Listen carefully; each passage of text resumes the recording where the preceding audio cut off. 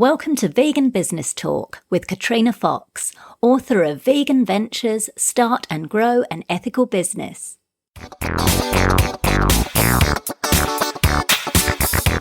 Hello and welcome to episode 69 of Vegan Business Talk.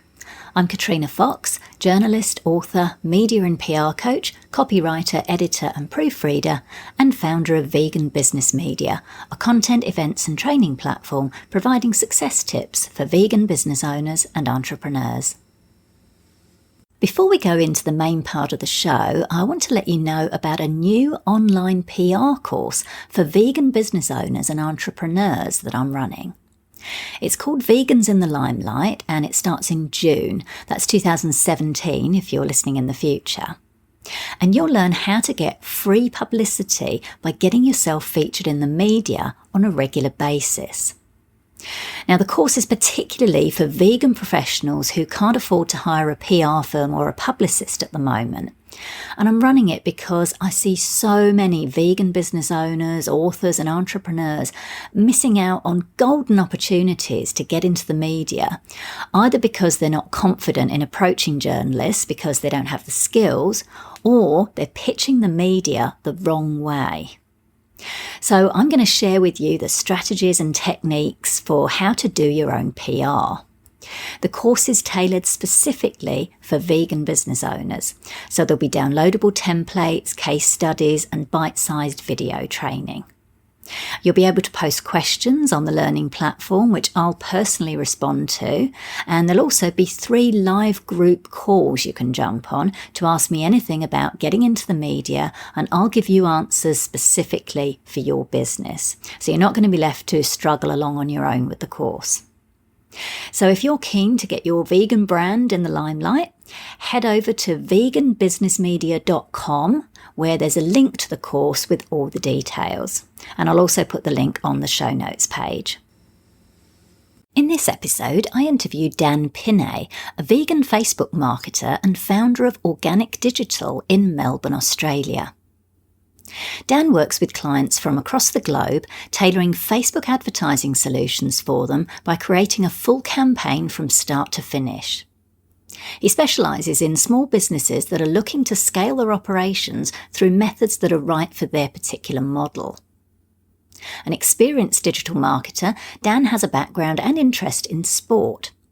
He's held positions at Swimming Victoria and professional rugby team Melbourne Storm, and was the social media consultant at Channel 10's Thursday night sports show. Some of the brands he's worked with include the Australian Open tennis tournament and organic fair trade footwear company Etico. In this interview, Dan talks about the 2 key types of organic posts that are most important and getting strong reach right now on Facebook, how organic and paid reach work together, whether or not to use Facebook's boost button, the importance of developing a Facebook advertising strategy. Most businesses fail to do this, how to ensure you're targeting the right people with your ads, the importance of creating custom audiences, how to use Facebook Live videos to promote your brand after as well as during the live presentation, how to figure out what budget to use for your Facebook ads, and much more. Here's the interview with Dan Pinne of Organik Digital. Hello, Dan. Thank you very much for joining me today. Hey, Katrina, thanks so much for having me. It's an absolute pleasure. Oh, no, I'm really happy to have someone with your expertise on, particularly around Facebook and Facebook advertising, because I know this is something I get asked a lot about, and I know that a lot of vegan business owners and entrepreneurs, get quite stuck on because it can be a bit of a complex beast, shall we say. So, but first of all, I want to kick off with just knowing a little bit more about you in terms of your why. So what are your drivers for running the business that you're running? And tell us a little bit about why you're particularly focusing now as well on helping vegan business owners. Yeah, well, my skill set has sort of evolved over so many years. I mean, I've been in digital marketing for 10 years or so now, and I've actually got a background in sport and working for some professional sports teams and managing their digital marketing. And that was really laid the basis for how the tactics and how I would also use digital marketing as a way to connect with sports fans and with followers, and obviously create business outcomes as well. And being in that sort of atmosphere and doing that day in, day out was pretty hectic. So from my sporting background, I kind of sought something that was a little bit more of a lifestyle that I wanted to live. And as people obviously grow and they mature and their values change, I got into went into the corporate world for a little bit actually, but found some clients of my own and created Organic Digital and haven't really looked back. And now I've moved into helping vegan businesses because something that I'm passionate about as an individual, and there's nothing better than combining what you're knowledgeable about with something that you also love as a person as well. So really, I'm moving into helping more vegan businesses because I just truly believe that I think they should be in front of as many vegans or potential vegans as possible. So whatever I can do to help them to reach the most relevant people out there is why I do this every day. Fantastic. So let's get stuck into it then. Let's start with Facebook. Well, let's start with a general question about social in general. What would you say then are some of the key or the main challenges that you hear from business owners in regards to social media and perhaps especially Facebook? Yeah, look, time is always the biggest one. That's the first thing that everyone will say is I don't have time, but it is the most obvious one, but it's really that they just don't see the value in it at the moment and how they can connect what they're doing on social media to their business outcomes. And it's funny how people manage to find time once they realise that it's making a difference on their balance sheet. But the time is the biggest one. So getting through that and educating them around the benefits to them as a business and how they can link what they're doing to, their business outcomes. And that is a pretty long process because there is a lot of information out there and it's really confusing, and particularly now they're just bombarded with Facebook advertising, for example, around the information out there and not knowing they're not sure what is legitimate, what isn't legitimate, whether it's right for their business. But the biggest thing and the biggest challenge I first deal with businesses is why they're actually on social media, why they do what they do and what success looks like to them. And when I ask that question, often a lot of people don't know that final answer. So how they can actually draw a link between what they're doing on social media to how it affects their business is the biggest challenge that businesses have. And I guess that's my role in trying to help educate them and how they can see the benefits of it. That's great. That makes a lot of sense, actually. There are a couple of things that were going through my mind as you were saying that. And one is, particularly about why you're on social media, not having, enough time to do it. Certainly for service providers that I speak to, they're kind of like, well, I don't think it works for my business. It's all right if you're selling chocolate or shoes, making a quick sale, but, for my business, it doesn't work. So we'll dig into that in a little bit, but I'm glad that you've raised that. And like you say, the importance of, okay, well, you're on social media, but that's great. And it can be fun, and we can all get sucked into, I can certainly get sucked into the Facebook vortex, but it's important, like you say, to connect it with how relevant is it to your business. So in terms of Facebook, it's become very much pay to play for businesses and brands. So does this mean then, Dan, in your view, does that mean that then organic reach is kind of over? Or if not, how can the two work together, organic and paid? Yeah, so yes, organic reach is dead, but with a little asterisk. So I still think that organic posts on Facebook are still relevant for a couple of reasons. One being that people still visit your page organically when you think about where the links are to your Facebook page around the web, and they appear in Google results and they're linked from other social media profiles and other people share them. So you still need to maintain your relevancy when people go through and actually visit your Facebook page. And if they don't see anything that's in, the last month or 6 months, then they know that perhaps there's something, I'm not sure whether there's something wrong with your business, but it's not a great look as a first impression, look at it that way. Yeah. So you need to maintain your organic social media by posting regularly, but some of the things that you can put on your organic social media, the only really two things that are working at the moment, one is video and the other is Facebook Live video. Facebook are heavily promoting them in the news feeds, and the news feed algorithm is basically which dictates what people see in their news feed. They're heavily promoting video and particularly live video over anything else. So if you're going to do organic social media, you just need to either make sure it's video or live video. If you want to get decent organic reach. Otherwise, yes, you're really just not going to be able to reach, I guess, a critical mass of your overall likes on your Facebook page. Got it. Cool. So, and we're going to dig into Facebook Live and the video in a bit, but let's talk about Facebook advertising, because like you say, you've pretty much said, it is pay to play. So first of all, there's different schools of thought. Like you mentioned, there's so much information out there and it's difficult to know, well, who's the expert, what's right, what's wrong, and what may be relevant to one business, maybe not be relevant to another. Let's get this out of the way about the boost button, because often we post something organically and then Facebook will say, boost this post, reach more people. What are your thoughts on the boost button versus, say, going into Ads Manager, for example? Should we ever use the boost button or never use it? If so, when? Tell us a little bit about that. Yeah, it's a big shiny boost button. It sits there and it's very tempting. And like you say, you get notifications from Facebook to say, this post is performing really well. You should promote it so more people can see it. And it's really tempting to say, yes, I would love more people to see my business. So, look, the boost button, there's nothing wrong with the boost button, but I just generally don't use it because when I do Facebook advertising, I take a step back and look at the overall Facebook advertising strategy.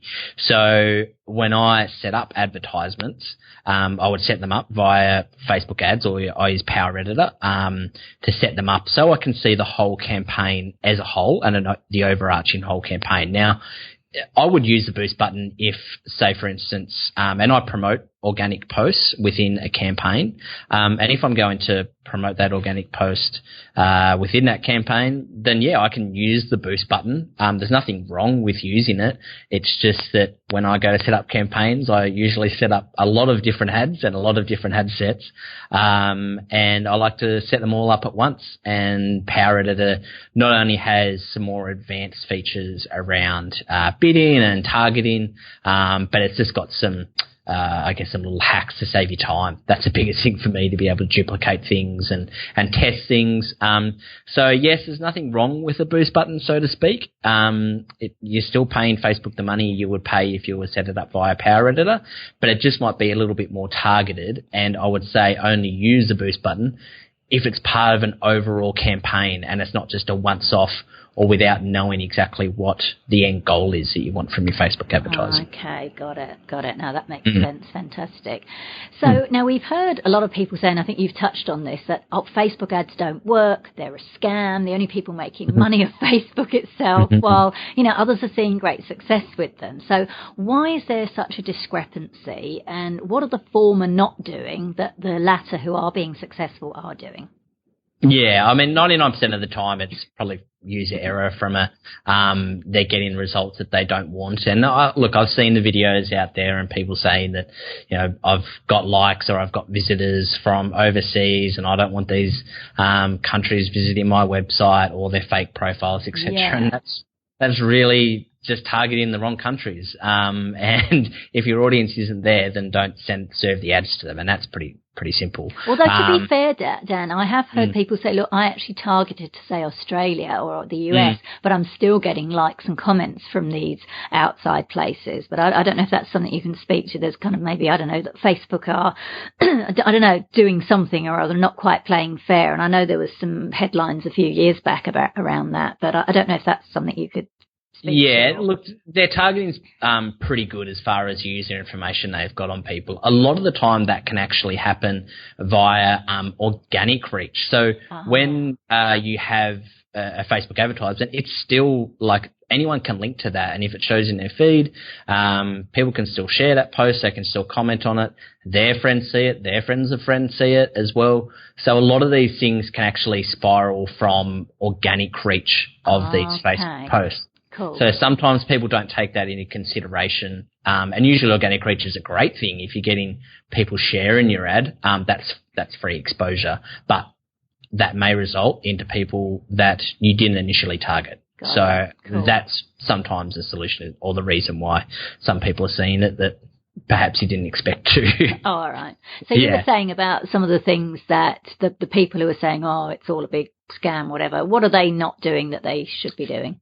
Yeah, the biggest thing the people need to do before even going in to setting up a new campaign is just taking a step back and thinking, what is the strategy around Facebook advertising? And you need to treat Facebook differently than any other medium, as you would, any other advertising medium that you would have out there, whether it be Google, newspaper, billboards, whatever it is. You need to think about what you're going to put in front of people, how you're going to put in front of them, and what's relevant to them as well. So I usually start from the end goal and then work back from there. And when I work with clients, whatever that end goal, if it's a conversion as a lead, as a purchase, whatever it is, knowing that it used to be, the old adage of a user had to see a brand at least 3 times before they would make a purchasing decision. Well, now that's upwards of 7, 8, 9 times. I've even seen as recent as 16, 17 times, depending on what industry you're in, obviously. So you need to think about, all right, well, if the last step is converting and the first step is that they've seen my brand or my logo for the first time, what do I need to put in front of them to move them along that funnel or that journey, call it what you will, to the point of converting? So it's no longer just putting up an offer in front of them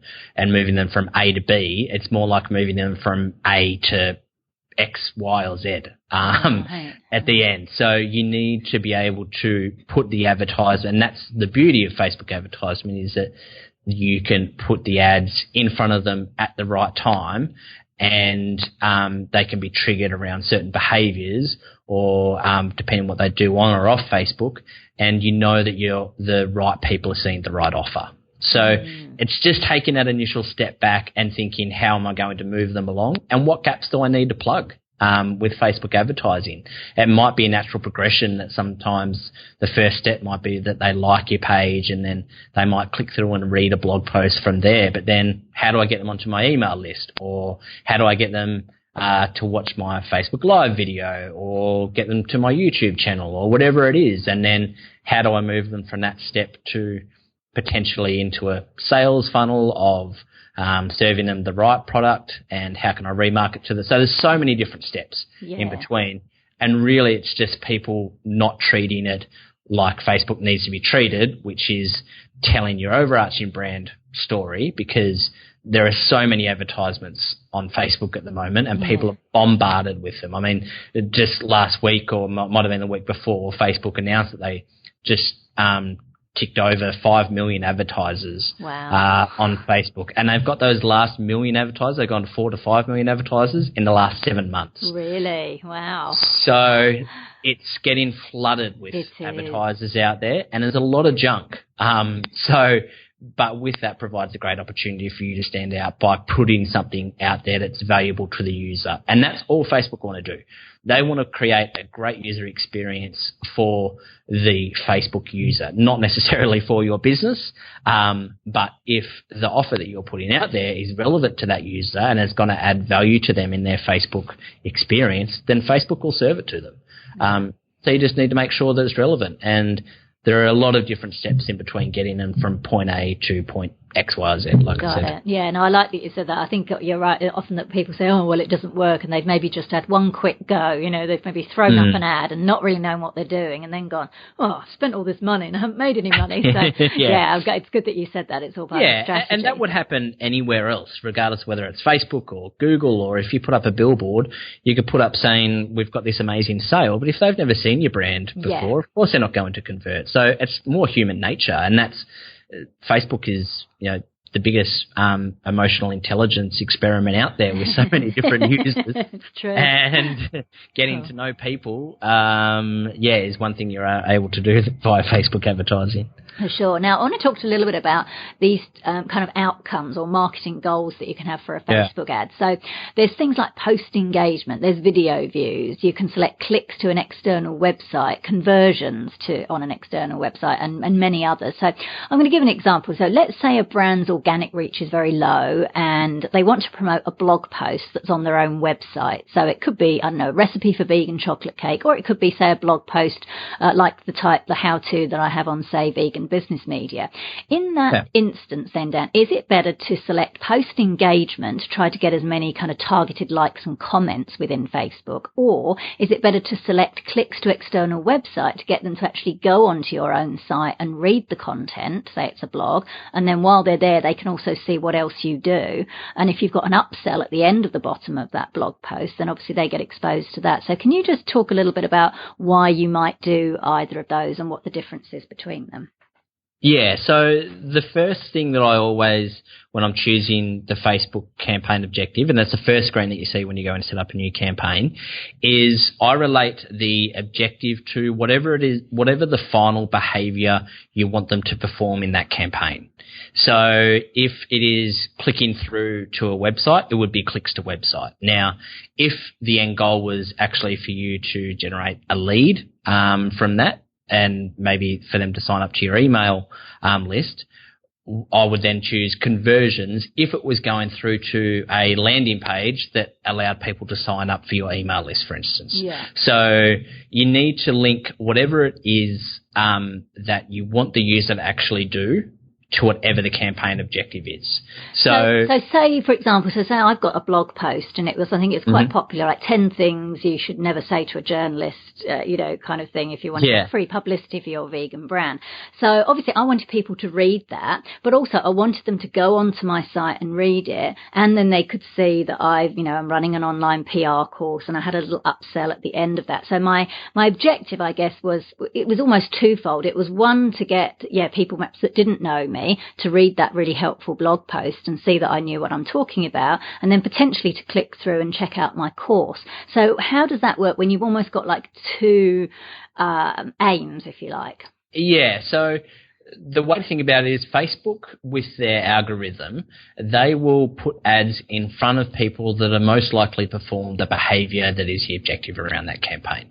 So because they've got so much data on their users and the behaviours that they perform, they know who is more likely to watch a video, they know who is more likely to click through to a website, they know who is more likely to purchase or to sign up for something based on their previous browsing habits, ads that they've converted from before, websites that they browse on and off Facebook as well. So with that technique, there are two different things that you could do with that example, for instance. So if it was you wanted to get eyeballs on that actual blog post itself, and that was the key to, let's say, for instance, it was early on in your sales funnel, then I would use a clicks to website objective, because you want to get them to go through and actually read that blog post. But because they visited through your website, you can use the Facebook Pixel, which basically tracks them, and then you can set up a remarketing campaign that's then targeted to the objective is then conversions, that then says sign up for our email list here. So it's using two different techniques and two different ad objectives, but more specific around to what the actual end goal is.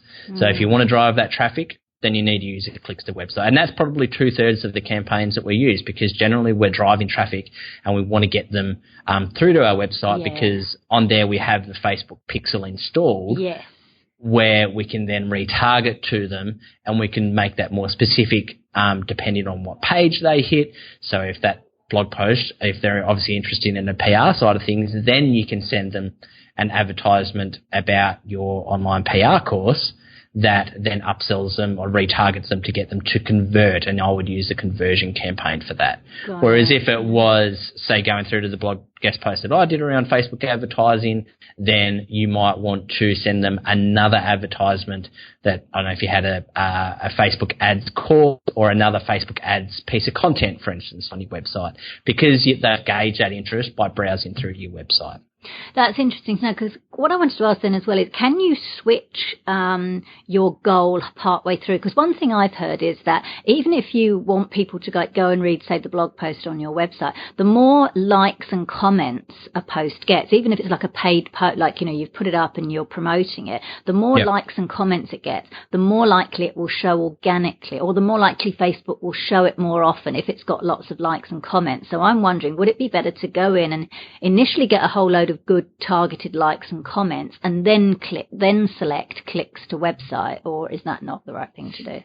Yeah, I have used that technique before, and what you can actually do is, you're absolutely right around the social proof with Facebook. Facebook loves seeing that people are reacting to something that is relevant to them, so they are more likely to show it to people if it's relevant to that audience that you've selected.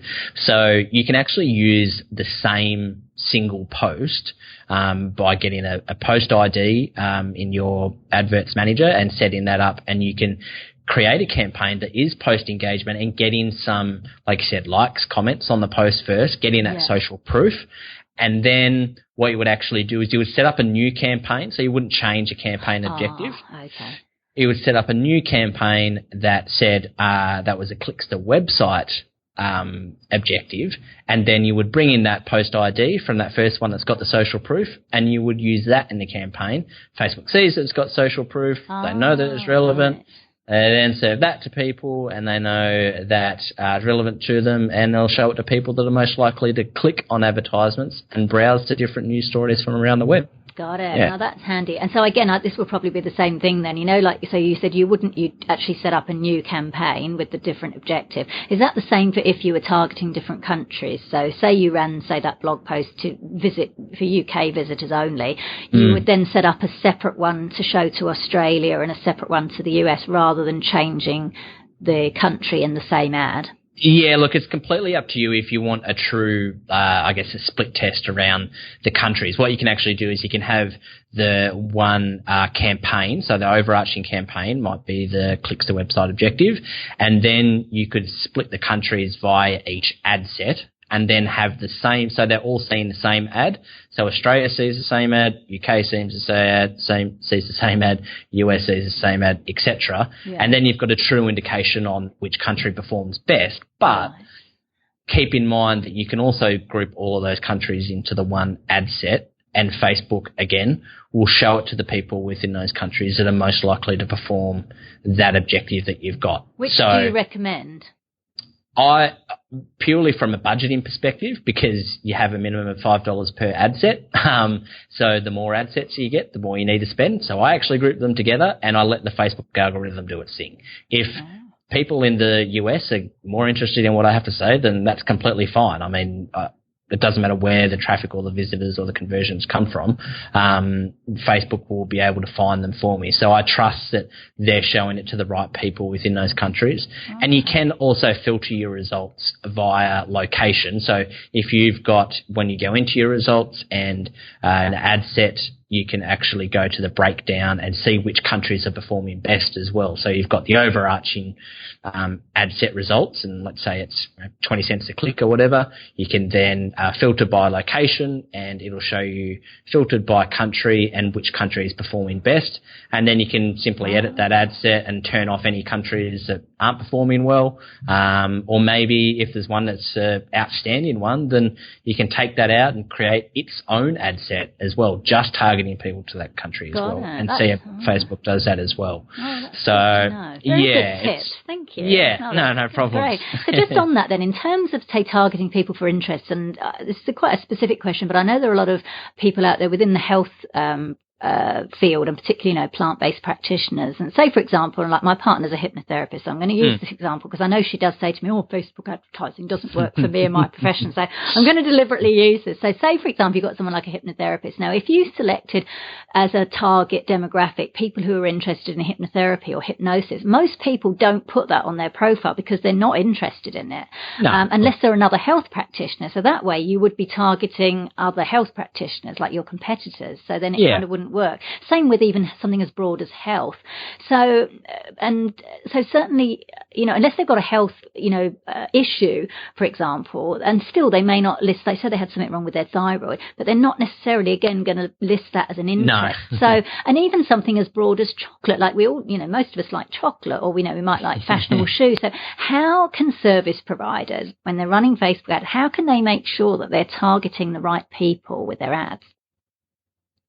Yeah, so Facebook does, for starters, have a lot of data on its user base, and not just the 1.7 billion users on Facebook and what they do on and off Facebook, but they also partner with a lot of different data centers around the world to bring in data around purchasing behaviors for, the car and the housing industries are a big one. And I know they've partnered with some big firms in the US, so they now know when someone is in the market for a car or for a new house, for instance, based on what they've bought before, and by connecting the data from those data providers into their database, and then finding those people that have got a registered Facebook profile and linking that particular aspect or that purchase to that Facebook profile. So there is a lot of data out there, but absolutely for your service providers, that particularly around the hypnotherapy, and they're not going to list if they've got a thyroid problem. But before you even get into an interest or behaviour based side of things, you need to look at whether you can get that audience elsewhere beforehand. So, looking at things like if you don't have a Facebook pixel installed on your website at the moment, then pause this episode and get out there and install one on your website now, because basically it tracks the browsers that hit your website and whether they hit particular pages. It also helps you track all of your conversions.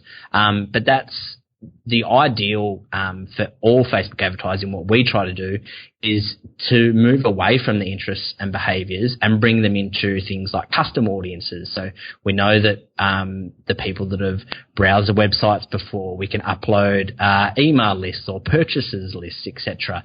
And we can bring all of these different data sets and information that we've got around our user base from elsewhere that we've had there before, from our email subscriber list, etc., and bring them into Facebook. And then when we upload them, we can do things like lookalike audiences, where basically Facebook will have a look at that audience that you've uploaded, or the information around your website browsers, and then it'll pull out common traits of each of them, and you can then create a lookalike audience, which is basically you target it per country. And use Australia for instance, it'll say find a lookalike of my website browsers, and it'll have a look at who's hit my website before, it'll look at all of their personal traits, and then it'll go find Facebook users that are very similar to them, and it'll try to bring them in. So it's almost like you're saying then Facebook advertising may not work necessarily for a brand new brand that hasn't got any of that, so hasn't even got any existing customers or an email list. Would that be right? No, because there is another way around it, which before, if you don't have any existing data, you want to put something out there, is really just starting at a broader audience. So think about what their target audience is, and there might be some common traits around their customer behaviour. And this is often sometimes what takes the longest time when you set up a campaign, is finding the right audience that react to what you have to say. So let's take the hypnotherapy, for instance. If I were to think about the customers, and this is going to be really broad, by the way, so excuse me if I'm off, if I don't get it completely right. But let's say that the client and customer base are people, let's say 40 to 45 years old or older, that might have, for instance, chronic pain or something that they want to treat through hypnotherapy. And what I can then do is I can set up a really broad audience, for instance, that have just got some basic demographics. So they might be 45 plus, if there's any particular gender, I can do that as well. And I might need to be within a certain radius of that clinic to be able to come in and visit. Right. And then what I would actually put in front of them is something that Facebook's introduced in the last 12 to 18 months, which is video remarketing. So using a video is, I guess, your hero piece of content. What you can actually do is you can retarget people based on how long they watch that video. So if I was to speak to that broader audience, it might be just a really broad topic, and it wouldn't be an advertisement that says this is what hypnotherapy is. It might be just a advertisement that talks to people around aches and pains, and do you have a chronic illness or chronic that you would like to be treated by hypnotherapy, and it might be just talking about it as a broad topic. And then maybe there is, an offer at the end. It might be like a checklist or a download around, find out how to better diagnose what your issue is or what the best treatment might be. And if they go through and they convert, great, you've got their details, you can then market to them via email. Perfect. If they don't convert though, but they've watched, for instance, if you've got a 1 to 2 minute video, the person that watches, let's say, use 50% as the threshold, that watches at least 30 seconds of a minute-long video, is clearly more interested in what you have to say than someone that browses through and scrolls past and only watches 3 seconds. So using the video as a hero at the top can then generate an audience that have actually watched that video, and then again using Facebook's lookalike feature, you can send this advertisement to a lookalike of people that have watched at least 50% of the length of the video.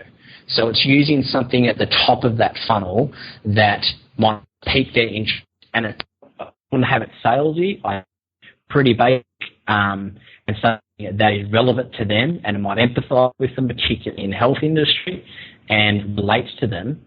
And then I'd create a retargeting advertisement from that way that would then bring them through to the benefits around hypnotherapy and then escalating to the point that come and book an appointment. Got it. Now, you touched on Facebook Live, you touched on video and also Facebook Live video. It's obviously the new thing for brands. And like you said, obviously one of its benefits is that Facebook's very much promoting it quite heavily. In terms of then, and you may have touched on this with the hypnotherapy example, in terms of vegan business owners using something like Facebook Live to their advantage, because like you say, you don't really want to be making like a huge salesy video with Facebook Live. So can you give an example of, say something like myself, for example, the type of thing that I could do as a Facebook Live video that's also going to be of benefit to myself, whether it's getting students on my online PR course or whether it's getting people over to my site and getting them opted in. Is it a case of me giving like some tips on something, like here's 5 tips to if you're doing media interviews, for example? So it'll be practical stuff like that. And people don't see that as kind of too salesy, as long as you're giving decent content. Yeah, exactly. You hit the nail on the head right at the end there, Katrina, is as long as you're helping people leave that video differently than when they first arrived, that's all your content should to look to achieve. So if it's, for your instance, by doing education and informational sessions, if that's teaching them, then the Facebook Live has done its goal. And that's really the basis of any Facebook Live video when you're thinking about a topic is how can I change people after they've watched this video? Now, that change doesn't necessarily need to be a huge change. It might simply be I've entertained them, or they've built a bit more trust with my brand, or I've shown the behind the scenes of my business and they've got a closer affinity with my business. And next time that they see my logo, they're probably more likely to pay attention. So Facebook Live, and that's the beauty of it, is that it is pretty raw. It builds a lot of trust, and it's a great way to connect with people, not only from a tactical point of view in that, like we said earlier, it's appearing higher in news feeds, etc. But it is really driving your message and your branding, and it's honest. And that's what people love seeing, particularly in digital marketing and from social media. I mean, you look at anything now, if it's not live and people, it's sort of it's a natural characteristic of human beings that it's this kind of a voyeuristic and wanting to see what the unknown and the unpredictable is. I mean, going back to my sporting days, if someone was watching a game that was on a 2-hour delay, they would hate that. They know that it's already been completed, regardless of whether they know the result or not. They want to know what's happening then and now. And because it's so immediate, people are loving and they are consuming a hell of a lot of Facebook Live video at the moment. So as far as a marketing tactic and something that's simple, it's easy. I mean, you can go live from your desktop, from your laptop, via your webcam, via your phone as well. It's an honest account and it really connects with user base. So if you are going to be doing, like I said earlier, any organic video or any organic social media, then Facebook Live is a great tactic for you. But then we talked about how organic reach might be quite low. So even if you're doing, say, a Facebook Live, like people have got to be kind of then, and they can watch it afterwards, of course, but if they're not there and live, do you know what I mean? There's no guarantee you're going to necessarily get a big audience to begin with, particularly if you're doing it as your page, like as your brand. Yeah. So would you then combine it somehow with paying for views, and then what would you do? Would you select, say, video views as the desired outcome? Yeah, if I wanted to go and promote it, yeah, I would definitely. You have to use the video views objective for Facebook Live because it's just a raw video. So any other objectives such as conversions, or if they're clicking or they're leaving Facebook, needs to be in a link format. You can use a video, but it needs to be in the format of a link advertisement. But because the Facebook Live is already an organic post, you can't use that for clicks through the website. So you would use the video views objective. And look, to be honest, when you first go Facebook Live on Facebook, you might get 1, 2, maybe 3 viewers. Look, the first time you ever go Facebook Live is quite demoralizing. But you need to keep in mind that over 90% of your views will come after the fact. And even if people don't tune in live then and there, because they know that it's raw and it's unedited, they're still more likely to actually watch that video. Right. And out of any posts that that Facebook are driving to people on their news feeds, Facebook Live videos are it. So yeah, you can also use it as a different marketing tactic as well. I mean, I use it for all of my content marketing on my own blog. The first thing I do is go live on Facebook and I talk about a particular topic, and then it drives all of the rest of the content that I do on the blog and across social media. So I'll get that live video, for instance, and I would get it transcribed, and then I would edit that into a blog post that makes sense when I'm not waffling on Facebook Live, obviously. And then I would embed that video in the blog post. If it was, for instance, if you were talking about 5 tips, then I would take a minute. I would edit that video because you can save that video as well. And I'd bring that in and I would chop that up into 5 little minute pieces that go well on Instagram, and I would upload them to Instagram. Oh. And then I would use also, obviously, once you've got the blog post there, you can send that out to LinkedIn, out to Twitter, wherever else you're on social media. You can then create images and quotes, quote images for Instagram from the Facebook Live. So it's great because, and like I said, I use it as, I guess, the hero piece to everything else that flows from that. So you're really multi-purpose. You're repurposing your content. Exactly, and that's really the best way to do content marketing. I mean, I'm a business owner and I'm a small business, so I've got as much time as anyone else out there. But I know I need obviously talk the talk. I need to walk the walk. So I need to be consistent with these things, but I need to be smart around how I do it. So Facebook Live is just an easier way to do that because it's not me sitting in front of a camera that I can edit, that I can chop and change, and I'm critical on myself, and creating some kind of production that I would then upload after the fact. It's pretty raw and is what it is, but people connect with it and they enjoy it. Would you put at the end of a video like that? Would you or can you do that, or would you just say verbally, like, so you're being recorded, and hey, if you want to find out more, go to, organicdigital.com.au or go to veganbusinessmedia. Like, would you say, like, your website, given that you, like you say, you can't, it is live, so you can't really flash text up, would you say something like, is it all right to say something like that at the end? Yeah, so you can, absolutely. You can do a couple of different things. Firstly, use the description or the caption of your Facebook Live to your benefit. So create something that's like writing a headline for something, write something that will grab people's attention and that will want them to hit play or to stop scrolling on their phone and watch. So use that area. And then also you can refer to any links discussed throughout the Facebook Live. You can put them into the comments of the video as well.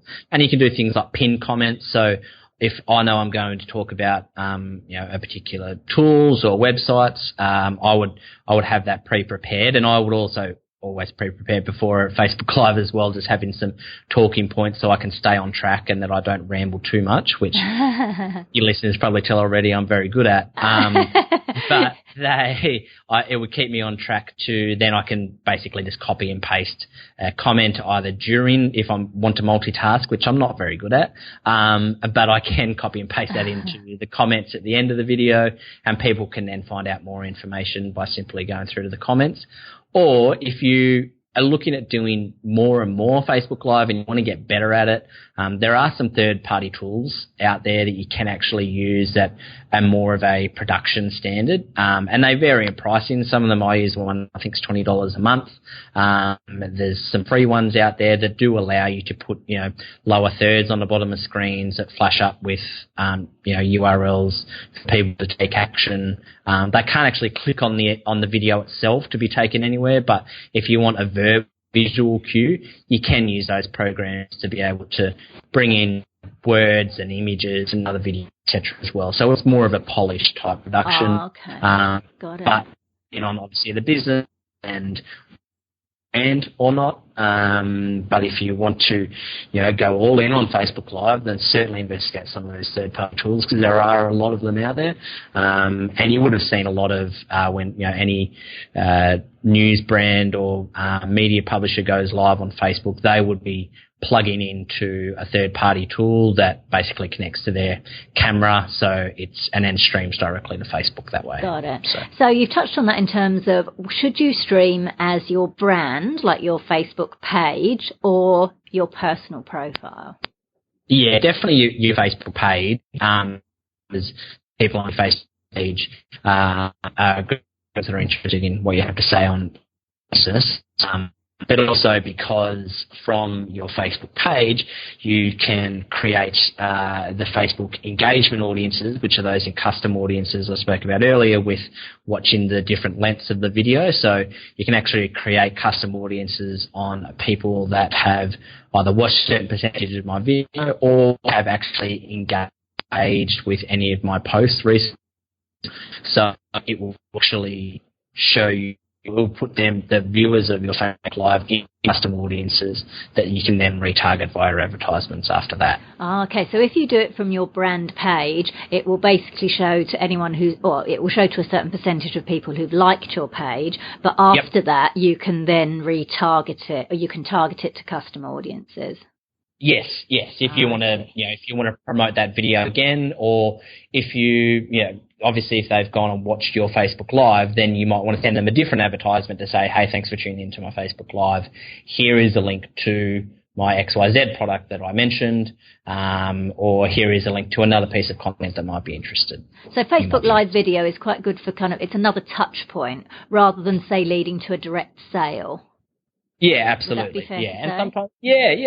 Sometimes they can lead to direct sales, but of course it just depends where that user is in the customer journey. If it's the first time they've seen a Facebook Live, then they're less likely to convert that someone that's, seen your last 5, 6 or 7 Facebook Lives and has got to know you and got to know your business. And then when you mention the link to that product, then maybe they are likely to convert. So it's about being consistent, and doing it often, and just really focusing on what that content is that you're going to talk about in the video. And like I said, it comes back to wanting or or sending the viewer away different than when they arrived. Got it. That's the key piece that you need to think about before you ever go live on Facebook. Got it. In terms of budget, and I know it's obviously hugely subjective depending on the type of business and the campaign and the goal and everything, but in your opinion, I mean, what's the minimum amount either per day or a lifetime budget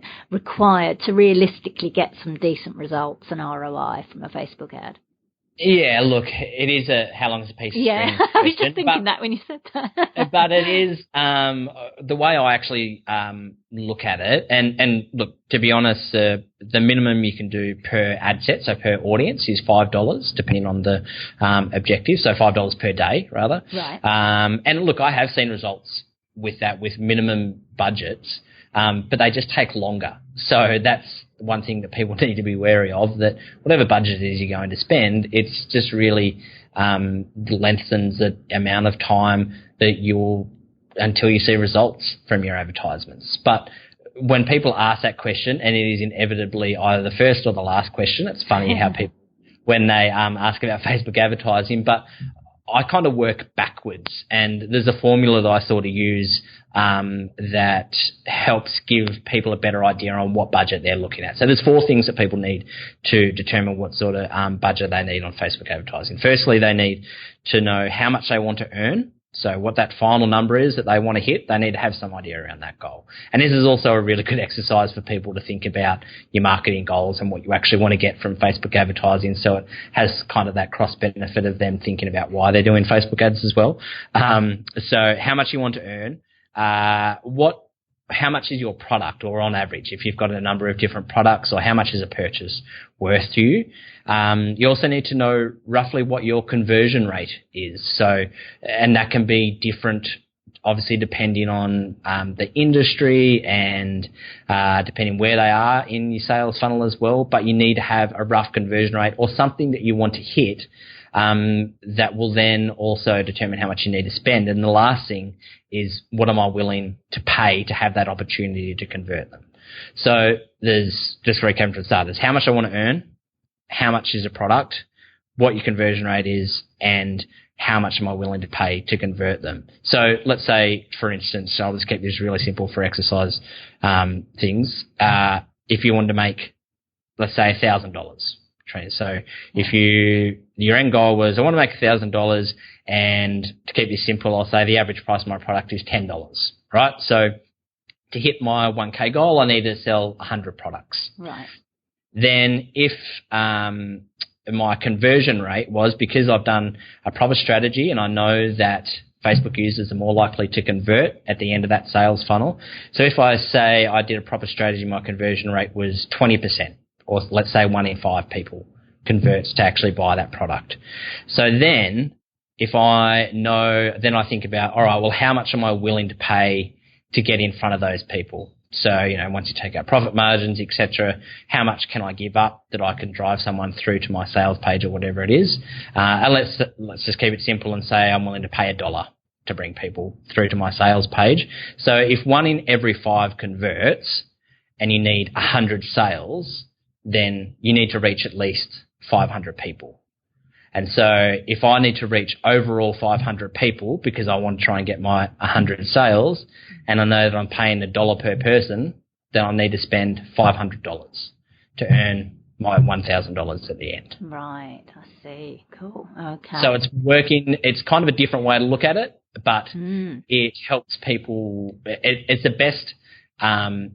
It's the best estimate or the best indication I can give to people around what they can expect to pay, around what results they're going to get. So, and it also helps them think about their numbers, and it gives us targets to be able to hit. And you can adjust any of those, conversion rates and what you're willing to pay, and then that obviously adjusts the numbers, and you can see whether it is worth to you or how much you need to spend each, week, month, throughout the year, whatever it is, and it can help give that a little bit more of an idea. Got it. This is great. You're sharing so much good good intel and strategies, and I'm aware of time. So what I want to ask you is, obviously, this is all great, and if people have got the time to do it, and we touched on how small business owners are particularly time poor of even sharing organic stuff, never mind digging into, Facebook ads, which takes a lot of time and energy, not only to come up with a strategy, but also then to analyse the data, etc. So obviously that's a big benefit of working with a social media marketer, an agency such as yourself. So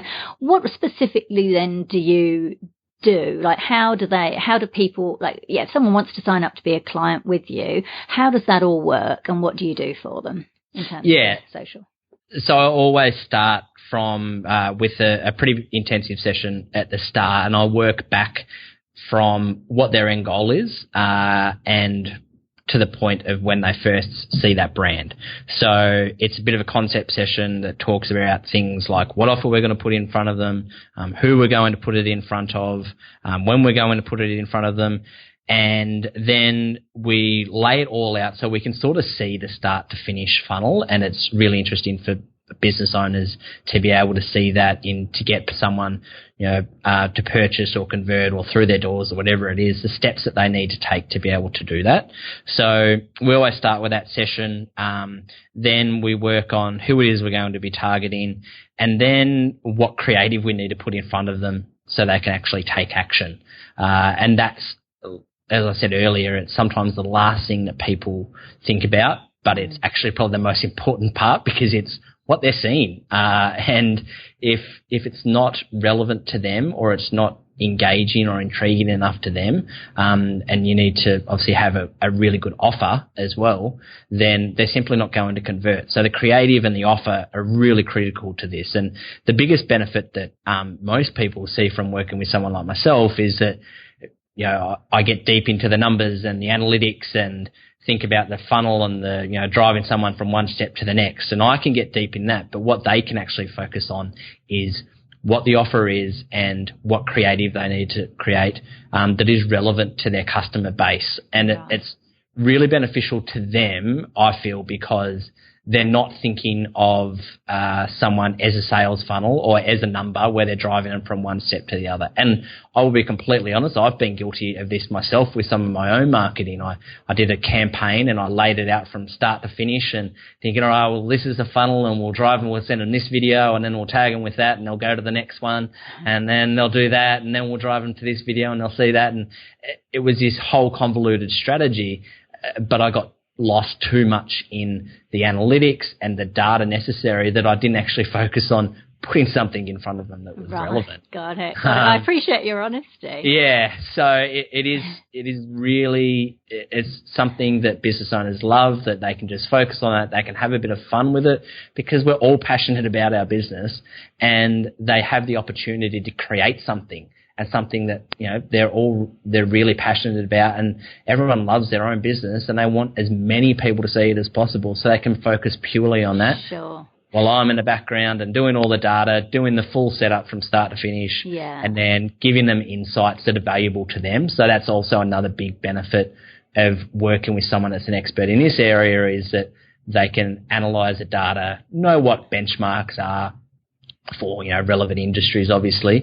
And then you can actually get some really interesting marketing insights that can help with future marketing campaigns and, for other marketing channels, and, can drive product enhancement and business development as well. Got it. Now, what guarantees, if any, do you offer? And I say this with the proviso. So, for example, I help people with their PR, and I always say, I'm always very upfront, I say never trust anyone who says they can guarantee getting you media coverage, because, do you know what I mean? There are no guarantees, but what we can do is, by using an expert, obviously you are maximising your opportunities, knowing that they are going to, go all out and use all their resources, contacts, whatever, to help you with that. So how does that work in terms of Facebook, or, particularly like running a Facebook ad campaign? Because like we've said, we've had business owners say, I'm already spending money on Facebook and I'm not getting results. Now I've got to spend money like getting this person to manage it for me, and I've got to come up with the budget. So how do you sort of get around that? Or where do you stand on that? I'm the same, Katrina. Look, if I could guarantee it, results, I'd be sitting on the beach in Bahamas right now.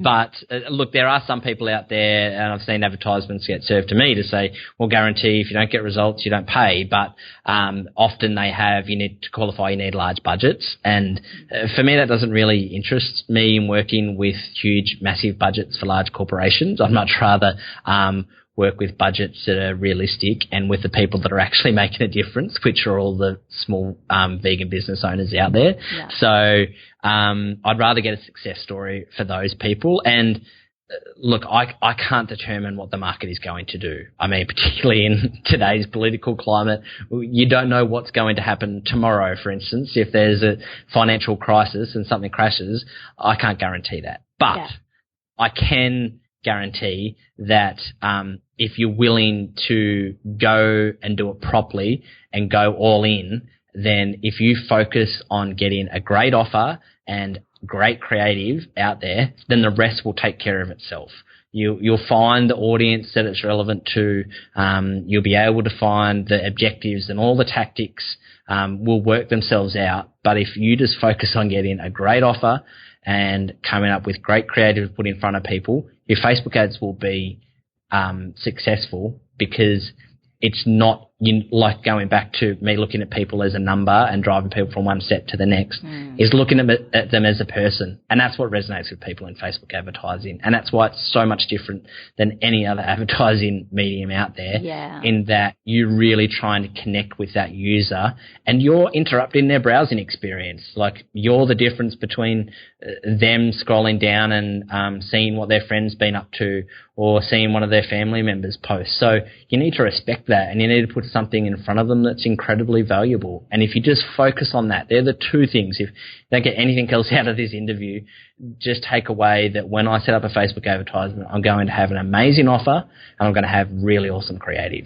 They're the two things that people need. Wonderful. Well, I think people are going to take way more than just those two things out of this interview, Dan. I mean, I know I've learned heaps from you already, both from this interview, the guest post that you've already did on the veganbusinessmedia.com blog, which I will put a link to in the show notes page. Yep. And I believe as well you're also happy to speak to people. We're going to put a link on the show notes page as well. So if you've got any questions, like once you've heard this interview and you've got any specific questions for Dan around this, we will put a link on the show notes page, and for you to be able to get on a call with them as a special offer to Vegan Business Talk listeners. Yeah. It's very generous of you. And it doesn't matter where they are in the world, is that right? No, we can jump on phone or Skype or whatever. It's no obligation. We'll just jump on and we can chat through whatever you would like, whether it be Facebook advertising, Facebook Live, if you haven't run any campaigns yet, or maybe you've got questions about something that we've spoken about in this interview, or maybe you're running campaigns at the moment. We can jump on Skype and you can share your screen and I can just do some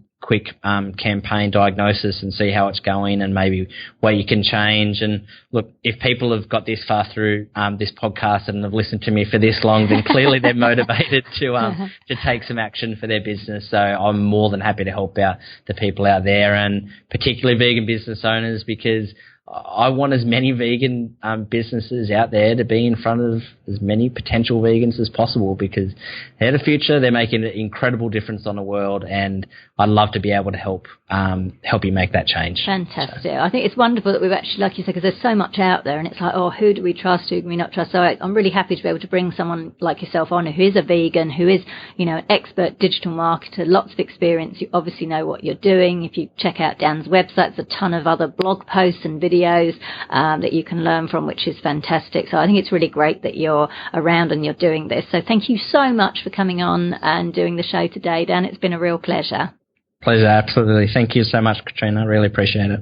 So that was Dan Pinne from Organik Digital. You can find out more at organicdigital.com.au, and organic is spelt with a K in it. And that link is on the show notes page at veganbusinessmedia.com/podcasts and going to episode 69. Now for our vegan business news roundup. Seaweed is coming into its own as an alternative to pasta, with sea spaghetti gaining in popularity, according to global research company Mintel. Sea spaghetti is particularly favoured by people on gluten-free, paleo, low-carb and vegan diets, and new pasta brands are focusing more on projecting a natural, healthy image. In 2016, 15% of all pasta launches were gluten-free. The move to sea spaghetti is part of a wider trend of pasta brands seeking alternative ingredients to the traditional wheat, such as cauliflower and rice. Jody Minotto, global food and drink analyst at Mintel, said the company expects to see more pasta brands experiment with sea-based alternatives, including algae, as a way to introduce new ocean flavours, nutritional benefits and colours to traditional pasta. So these kinds of trends are useful for vegan food makers to stay on top of. Health-conscious consumers can be a strong market for you to target your goods to. As you know, if you're a regular listener to this podcast, the plant-based alternatives market is growing rapidly, with dairy companies keen to get in on the action. And it's not just the West that's embracing the move. One of China's largest processed foods companies is expanding into the soy and plant-based milk arena, reports Bloomberg. Want China Holdings, a Hong Kong-listed company, plans to introduce its line of soy and oat milk this year, as it forecasts the market for plant-based milk will more than double to about 55 billion yuan, that's $8 billion US, within 2 to 3 years. Speaking at the China Dairy Summit in Beijing, Alex Cheng Junjuang, the company's General Director of Research and Development, said, "We've put lots of investment into researching and developing kids' packet foods like oat milk, coconut milk and cereal milk that we'll soon be introducing in the market." Now, this doesn't mean they're ditching dairy anytime soon, unfortunately. Many of these large companies worldwide are hedging their bets, but if we continue to educate and innovate, the plant-based categories will become more popular and eventually, hopefully, we'll see the end of animal products altogether. It's all about trends this week. Another area that's seeing a growth in popularity is vegan egg alternatives. We've seen Follow Your Heart expand its reach internationally, and now Australian company Organik has launched Vegan Easy Egg. The product, which comes in 250-gram packs, is made up of ingredients including chickpea flour, vegetable protein, garlic powder and turmeric, and the company claims they contain the equivalent of 15 eggs. All Organik's products, which include crackers, biscuits, pasta, snacks and baking items, are free from gluten, wheat, dairy, egg and yeast, and are vegan. Made in a dedicated allergen-free facility, they're available in independent supermarkets and health stores in more than 55 countries. So again, we're continuing to see innovative products being developed for health-conscious customers, food allergy sufferers, and of course vegans. And if you're worried that certain markets might be getting flooded, remember what Seth Tibbott, founder of Tofurky, said in episode 6 of this podcast and in my book Vegan Ventures: "A rising tide lifts all boats," meaning that as product categories become more popular, it's a win for everyone. Finally, the best place to work in Canada, especially for women, is a vegan company. Protein supplement firm Vega was recently named as Canada's best employer in the medium organisation category by the Canadian arm of international workplace consulting and research firm Great Place to Work, the company behind Fortune's annual Top 100 Best Companies list, reports Veg News. Each year, Great Place to Work conducts in-depth company culture analyses based on surveys of randomly selected employees to reward businesses that go over and above to look after their staff and provide, literally, a great place to work. Among the cool initiatives offered to Vegatopians, that's the nickname given to Vega employees, are a $75 green incentive to those who don't require a parking space and instead travel to work by other methods. The company also took out the top gong in the Best Workplaces for Women in Canada, its third consecutive win. How fantastic is this? It provided great media exposure for Vega and really positions vegan businesses and veganism in a positive light. And it can be well worth entering awards like these because you can use them in your marketing. And even if you don't take out the top gong, you can still maximise being a finalist or in the top 50, for example. So have a think about what awards or certifications are available to your brand. So that's it for this episode of Vegan Business Talk. Thank you so much for tuning in. If you enjoyed the show, I'd really appreciate it if you gave it a review and rating on iTunes or any other platform you're listening on. Finally, I encourage you to head over to veganbusinessmedia.com, where you can find more resources, including details of my media and PR consultations, copywriting, editing and proofreading services to help you grow your vegan business. I'm Katrina Fox, author of Vegan Ventures, Start and Grow an Ethical Business, and I look forward to catching up with you in the next episode of Vegan Business Talk. Bye for now.